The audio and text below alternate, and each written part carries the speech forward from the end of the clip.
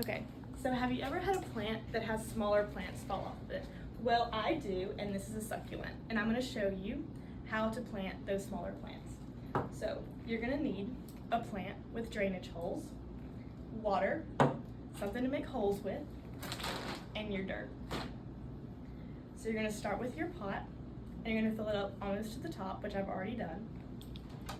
You're gonna take your knife, and you're gonna go ahead and start making holes. So you wanna make holes about an inch away from each other because you don't want your succulents all on top of each other. So I just make a bunch of holes in my dirt.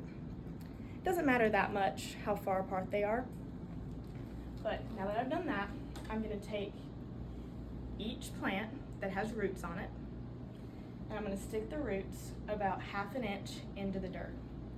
So this is a little time consuming and you have to have a little bit of patience, but I've been propagating these plants for about 5 or 6 years. So it's definitely worth it, as you can see, my big plant.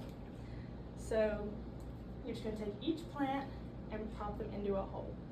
So with my other plants, like my pothos, they don't propagate like this. So you'd have to cut off an entire plant and replant it to get this. But with these plants, what's so good about them is that they do fall off into your pot and make a fuller plant. So these plants don't need a lot of water. They need to be watered about once a week. For these smaller plants, you want to water them a little more just because they are growing. So I'm putting each plant into the pot. So I have about 15 plants here, and you can overfill your pot because they're not going to compete for water or nutrients or anything like that as long as you're watering them a sufficient amount. So in my house, I have about 15 to 20 plants, and I've done this with all of them. They all propagate. I have a humidifier and self-watering, so they're never in need. So as you can see, like I said, this does take a little bit of time, but you just want to take your time putting each in its own spot. You want to make sure the roots are in the dirt, because if you have a plant and its roots are facing up, it's not going to root and you're not going to grow a plant.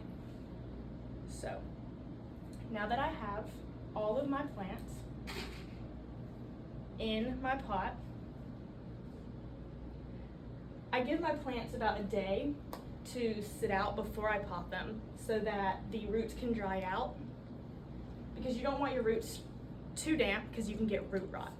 So you want to take a little bit of water and give them a little bit of water at a time, because if you put all of the water on there at one time, they're all going to float to the top and not be rooted in the dirt anymore. So you're going to take a little bit at a time and water them. So there will be water that comes out the bottom of your pot, but that means you have enough water. It doesn't matter how much water you give them, it matters how often you water them. So if you water these plants about once every week and a half or week, they should be perfectly fine. Sometimes your plants are just going to rot anyway, and that's just a plant that's not viable or just didn't have enough roots.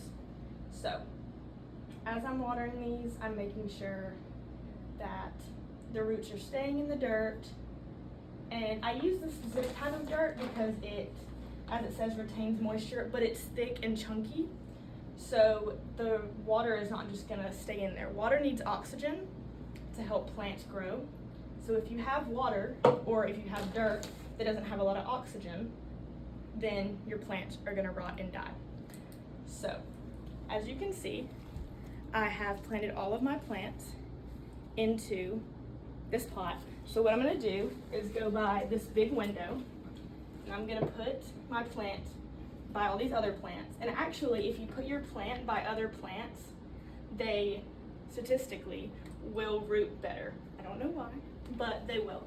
So I've propagated this plant as well as my own plant, and this is what it takes.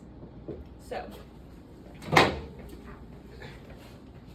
if you look at this plant, it has about 5 or 6 other smaller plants in it, and that one is what my demonstration is going to end up like.